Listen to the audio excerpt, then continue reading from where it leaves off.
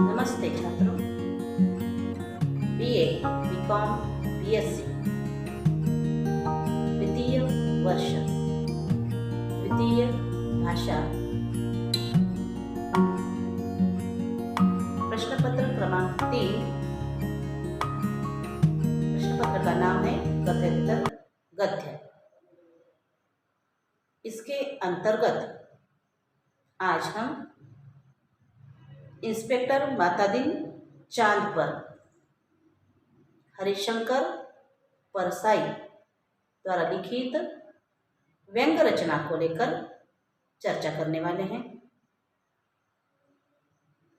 दोस्तों, सबसे पहले हम व्यंग्यकार हरिशंकर परसाई जी का परिचय मैं आपके सामने प्रस्तुत कर रही हूँ। हरिशंकर परसाई जी का जन्म मध्य प्रदेश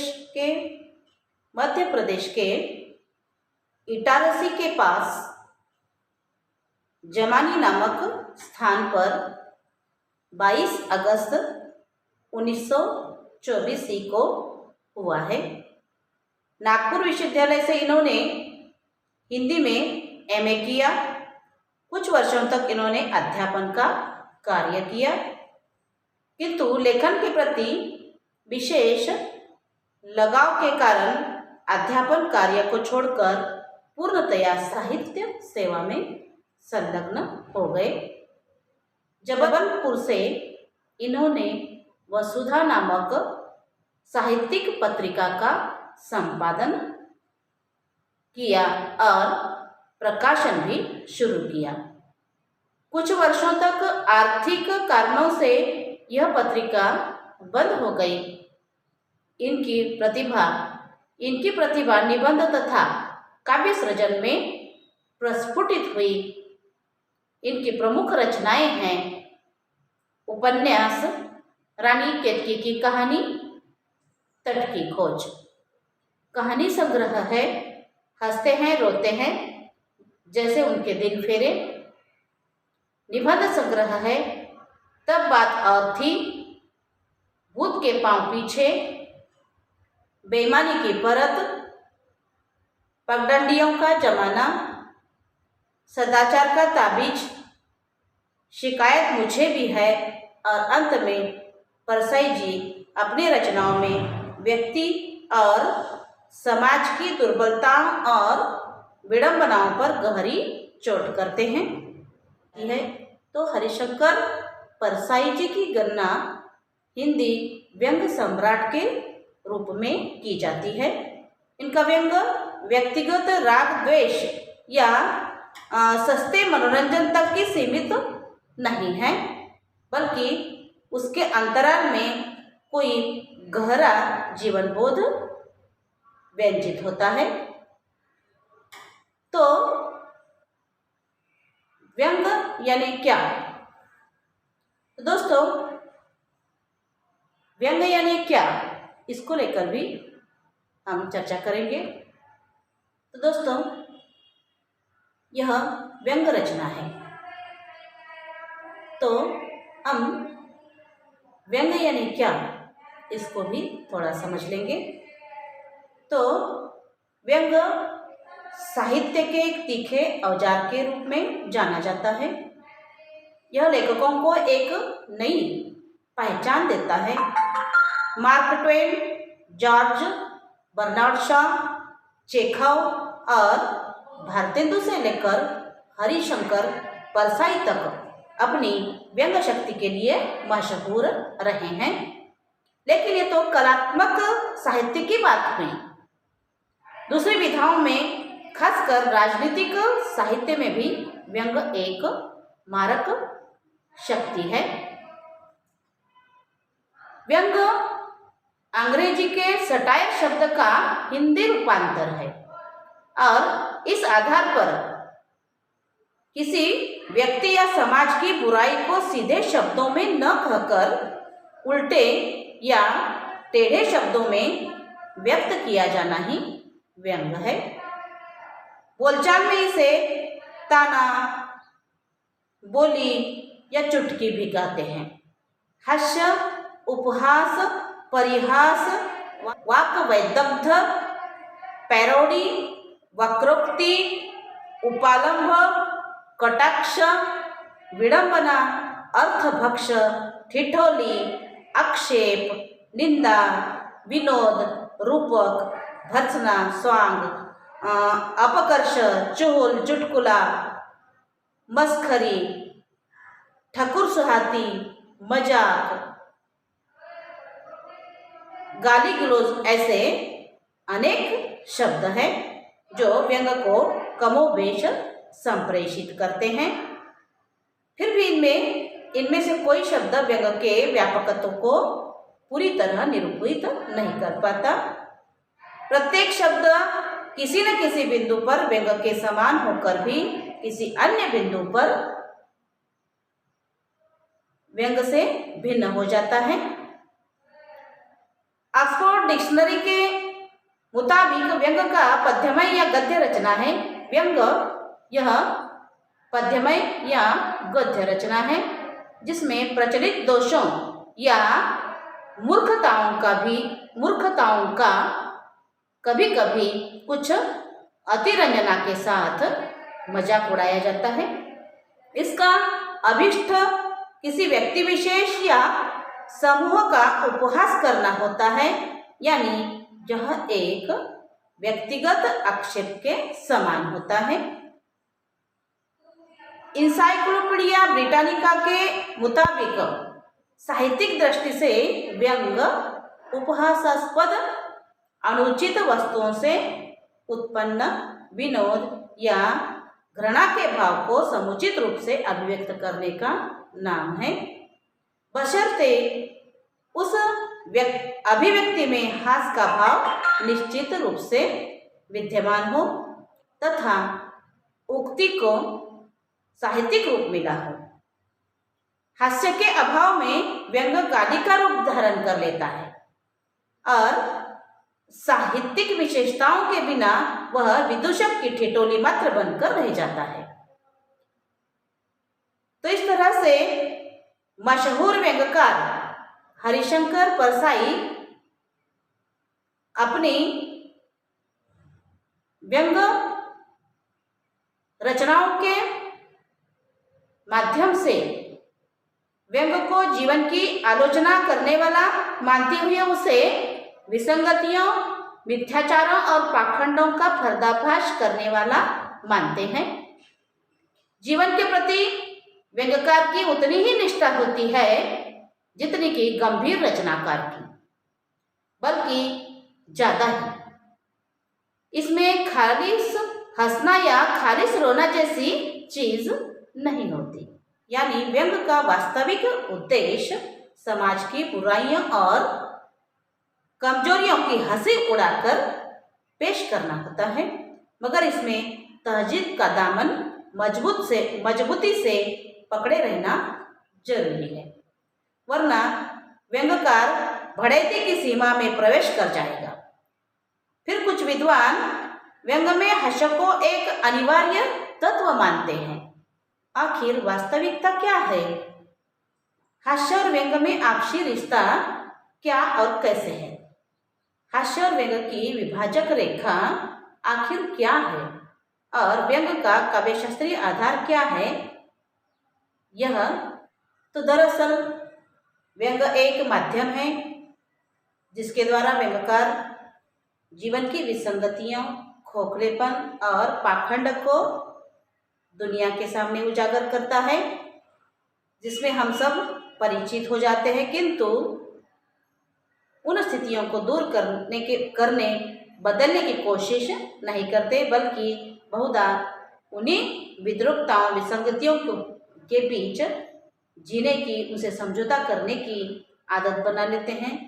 व्यंग्यकार अपनी रचनाओं में ऐसे पात्रों और स्थितियों की योजना करता है जो इन अवांछनीय स्थितियों के प्रति पाठकों को सचेत करते हैं। जैसा कि व्यंग नाम से ही स्पष्ट है, इस विधा में सामाजिक विसंगतियों का चित्रण सीधे सीधे न होकर परोक्षतः होता है। इसीलिए व्यंग में मारक क्षमता अधिक होती है। तो दोस्तों, आज हम हरिशंकर परसाई द्वारा लिखित इंस्पेक्टर मातादीन चांद पर इस व्यंग रचना को लेकर चर्चा करने जा रहे हैं। तो इंस्पेक्टर मातादीन चांद पर में भारतीय पुलिस कार्य पद्धति को व्यंग्यात्मक ढंग से उजागर किया गया है। इंस्पेक्टर मातादीन को भारत भेजा। मातादीन ने वहां की पुलिस को झूठ फरेब तथा भ्रष्टाचार का ऐसा तौर तरीका सिखाने में तत्पर हो गए जिससे वहां की संस्कृति का विनाश होने लगा। लोग पुलिस के झूठे मुकदमे तथा आरोप से बचने के लिए पारस्परिक सहयोग के अनुरोध से इंस्पेक्टर मातादीन को भारत बुला लिया गया। लेखक प्रकारांतर से भारतीय पुलिस की दूषित एवं मानव विरोधी गतिविधियों का खुलासा करता है। संस्कृति के विनाश में पुलिस की मुख्य भूमिका है। यह बात हरिशंकर परसाई जी अपने निबंध इंस्पेक्टर मातादीन चांद पर इसके माध्यम से स्पष्ट करते हुए कहने लगे हैं। वैज्ञानिक कहता है चांद पर जीवन नहीं है। शुरू में निबंधकार निबंध को स्पष्ट करते हुए कहने लगे हैं कि व्यंग से निबंधकार कहने लगे हैं वैज्ञानिक कहता है चांद पर जीवन नहीं है, पर senior police inspector Matadin department में एमडी साहब है, कहते हैं इंस्पेक्टर मातादीन वैज्ञानिक झूठ बोलते हैं। इंस्पेक्टर क्या कहते हैं? वैज्ञानिक झूठ बोलते हैं। वहाँ हमारे जैसों की मनुष्य की आबादी है। विज्ञान ने हमेशा इंस्पेक्टर मातादीन से मात खाई है। फिंगरप्रिंट विशेषज्ञ कहता रहता है छुरे पर पाए गए निशान मुस्लिम की अंगुलियों के नहीं, पर मातादीन उसे सजा दिला ही देते हैं। मातादीन कहते हैं ये वैज्ञानिक केस का पूरा इन्वेस्टिगेशन नहीं करते। उन्होंने चांद का उजला हिस्सा देखा और कह दिया वहाँ जीवन नहीं है। मैं चांद का अंधेरा हिस्सा देखकर आया हूँ,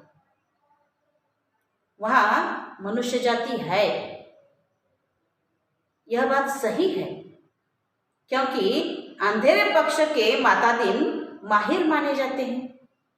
यहाँ हरिशंकर परसाई जी इस तरह से इंस्पेक्टर मातादीन पर व्यंग करने लगे हैं और कहने लगे हैं यह बात सही है, जो भी इंस्पेक्टर मातादीन कहते हैं यह बात सही है क्योंकि अंधेरे पक्ष के मातादीन माहिर माने जाते हैं। पूछा जाएगा इंस्पेक्टर मातादीन चांद पर क्यों गए थे? टूरिस्ट की हैसियत से या किसी फरार अपराधी की पकड़ने? नहीं, वे भारत की तरफ से सांस्कृतिक आदान प्रदान के अंतर्गत गए थे। चांद सरकार ने भारत सरकार को लिखा था यह हमारी सभ्यता बहुत आगे बढ़ी है, पर हमारी पुलिस में पर्याप्त सक्षमता नहीं है। वह अपराधी का पता लगाने और उसे सजा दिलाने में अक्सर सफल नहीं होती। सुना है आपके यहाँ यमराज है, मेहरबानी करके किसी पुलिस अफसर को भेजे जो हमारी पुलिस को शिक्षित कर दे। तो आगे निबंधकार व्यंग्य से स्पष्ट करने लगे हैं। गृह मंत्री ने सचिव से कहा, किसी आईजी को भेज दो। सचिव ने कहा, नहीं सर, आईजी नहीं भेजा जा सकता, प्रोटोकॉल का सवाल है। चांद हमारा एक क्षुद्र उपग्रह है, आईजी के रैंक के आदमी को नहीं भेजेंगे, किसी सीनियर इंस्पेक्टर को भेज देता हूं। तय किया गया कि हजारों केसों के investigating officer senior inspector Matadin को भेज दिया जाए। चांद की सरकार को लिख दिया गया कि आप मातादीन को लेने के लिए पृथ्वी यान भेज दीजिए। और इस तरह से पुलिस मंत्री ने मातादीन को बुलाकर कहा, तुम भारतीय पुलिस की उज्जवल परंपरा के दूत की हैसियत से जा रहे हो। ऐसा काम करना कि सारे अंतरिक्ष में डिपार्टमेंट की ऐसी जय जयकार हो कि पीएम यानी प्रधानमंत्री को भी सुनाई पड़ जाए। मातादीन की यात्रा का दिन आ गया। इस तरह से मातादीन तैयार हो गए चांद पर जाने के लिए और मातादीन की यात्रा का दिन आ गया। एक यानी अंतरिक्ष अड्डे पर उतरे मातादीन सबसे विदा लेकर यान की तरफ बढ़े। वे धीरे धीरे कहते जा रहे थे, प्रवेशी नगर कीजे सब काजा, हृदय राखी कौशलपुर राजा। हृदय राखी कौशलपुर राजा। यान के पास पहुंचकर मातादीन ने मुंशी अब्दुल गफूर को पुकारा। मुंशी गफूर ने एड़ी मिलाकर सैल्यूट फटकारा, बोला, रख दी है, FIR बुक कर रख दी है। जी पैक्टसा। मुंशी कहते हैं, मुंशी अब्दुल गफूर कहते हैं, जी पैक्टसा। और रोजनामचे का नमूना, जी पैक्टसा। मुंशी अब्दुल गफूर मातादीन को कहते हैं कि जी पैक्टसा। और रोजनामचे का नमूना, जी पैक्टसा। वे यान में बैठने लगे। हवलदार बलभद्र को बुलाकर कहा, हमारे घर में जचकी की बखत अपने खटला यानी पत्नी को मदद के लिए भेज देना। बलभद्र ने कहा, जी पैक्टसा।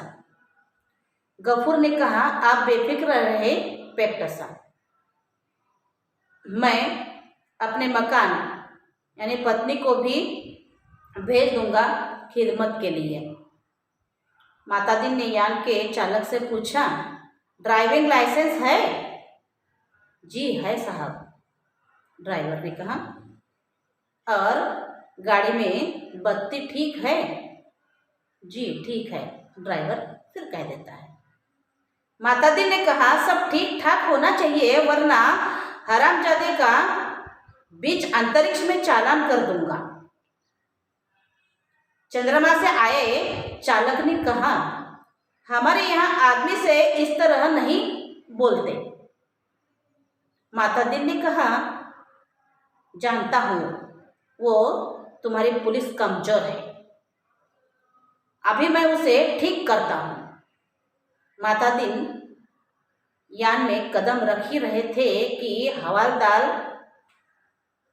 राम सजीवन भागता हुआ आया। बोला, पैक्टसा, MP साहब के घर से कहे है कि चांद में एड़ी चमकाने का पत्थर लेते आना। तो इस तरह से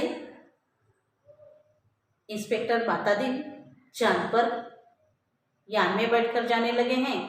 लेखक व्यंग करते हुए कहने लगे हैं कि माता दिन इस तरह से एड़ी चमकाने का पत्थर लेकर आने के लिए कहते हैं। माता दिन यह बात सुनकर किस तरह से खुश हो जाते हैं। माता दिन खुश हुए, बोले कह देना भाई साहब से जरूर लेता आऊँगा एड़ी चमकाने का पत्थर। वे यान में बैठे और यान उड़ चला।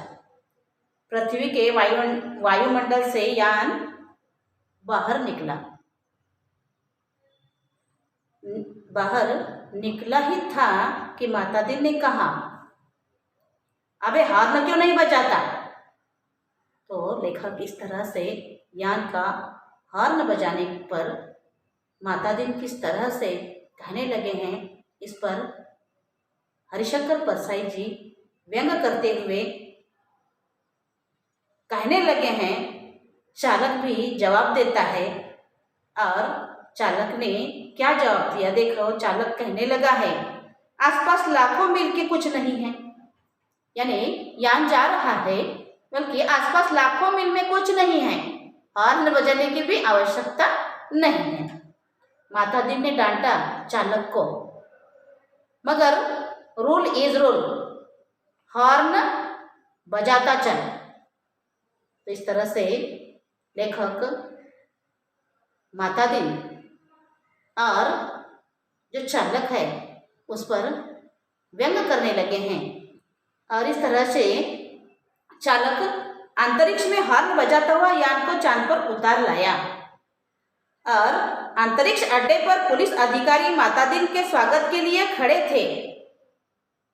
माता दिन रोप से उतरे और उन अफसरों के कंधों पर नजर डाली।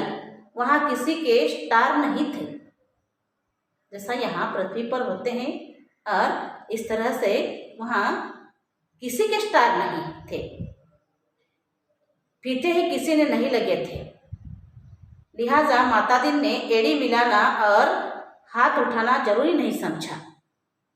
फिर उन्होंने सोचा, मैं यहाँ इंस्पेक्टर की हैसियत से नहीं, सलाहकार की हैसियत से आया हूँ।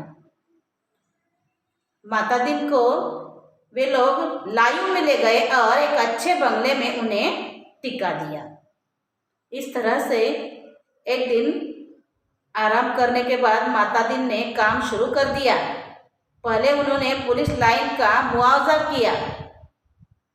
शाम को उन्होंने आईजे से कहा, आपके यहाँ पुलिस लाइन में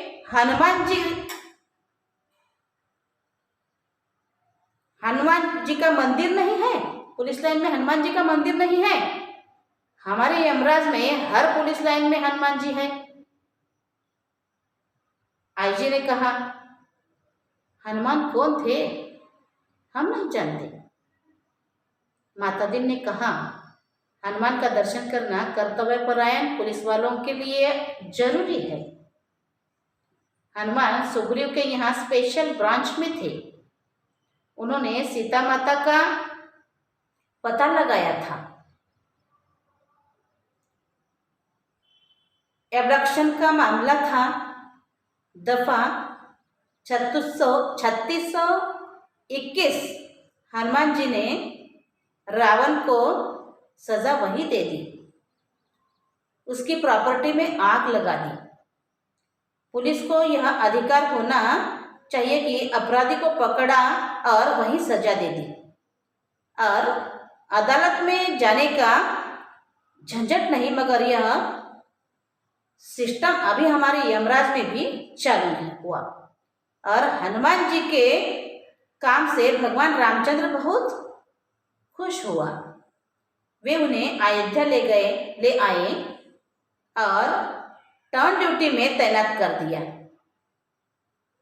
वही हनुमान हमारे आराध्य देव है। मैं उनकी फोटो लेता आया हूँ।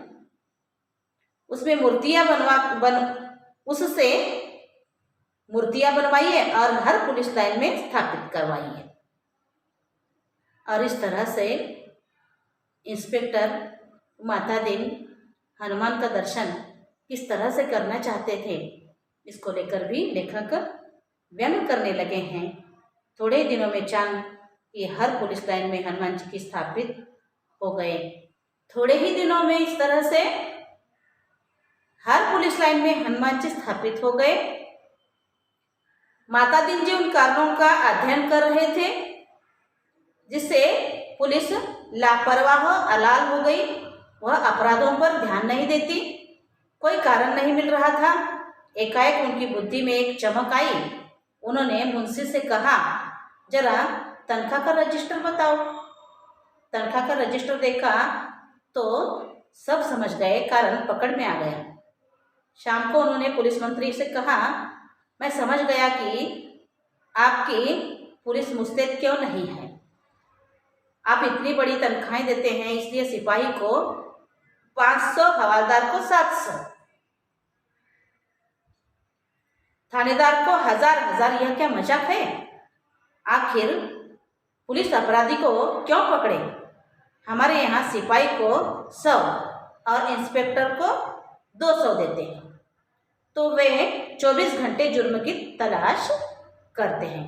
सिपाही को 100 और इंस्पेक्टर को 200 देते हैं, तो 24 घंटे जुर्म की तलाश करते हैं। आप तनख्वाह फौरन घटाइए। और इस तरह से पुलिस मंत्री ने भी कहा, मगर यह तो अन्याय होगा, अच्छा वेतन नहीं मिलेगा तो वे काम ही क्यों करेंगे। माता दी ने कहा, इसमें कोई अन्याय नहीं है। आप देखेंगे कि पहली घंटी हुई तनख्वाह मिलते ही आपकी पुलिस की मनोवृत्ति में क्रांतिकारी परिवर्तन हो जाएगा। और इस तरह से तनख्वाह जो है घटाने की बात किस तरह से माता दी चांद पर करने लगे हैं, इस बात पर भी लेखक व्यंग करने लगे हैं। तो दोस्तों, इस तरह से अगला जो हिस्सा है, हम वीडियो क्रमांक माता दी चांद पर वीडियो क्रमांक 2, इसमें आगे का जो बचा हुआ हिस्सा है इसको लेकर हम चर्चा करेंगे। धन्यवाद।